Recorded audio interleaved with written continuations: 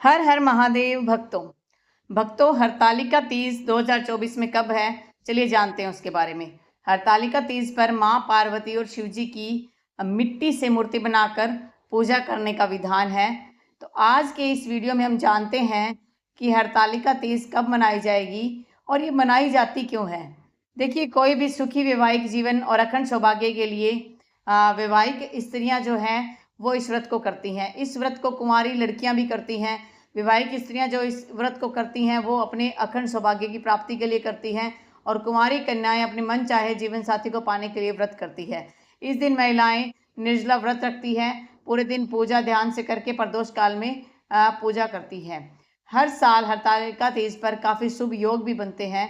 तो इस बार 2024 में हरतालिका तीज कब पड़ रही है, चलिए उसके बारे में जानते हैं।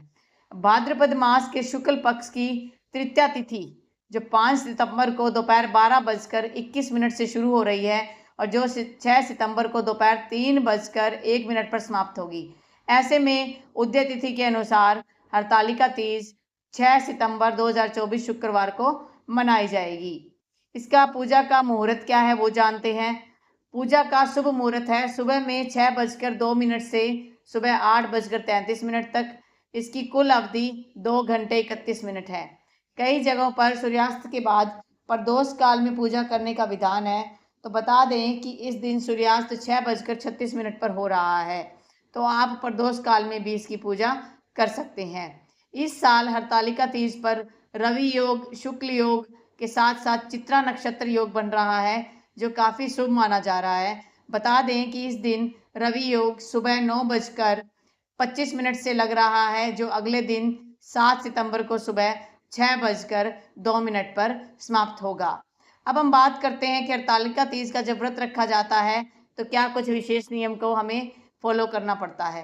हरतालिका तीज का व्रत रखने के लिए एक दिन पूर्व ही सात्विक भोजन करना चाहिए और तीज पूजा की जो सामग्री है, जो सरगी, उसकी व्यवस्था कर लेनी चाहिए। हरतालिका तीज का व्रत निर्जला रखा जाता है। इसमें अन्न, जल, फल आदि खाना वर्जित होता है।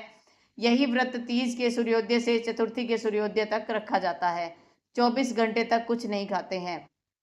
तीज के दिन व्रती को ब्रह्म मुहूर्त में यानी कि 4:30 बजे से लेकर 5:16 के बीच में नित्य कर्म से मुक्त हो जाना चाहिए। सरगी खा लेनी चाहिए। सरगी में आप फल, मिठाई आदि का सेवन कर सकती हैं। सूर्योदय 6:02 पर होगा और आपका व्रत प्रारंभ हो जाएगा।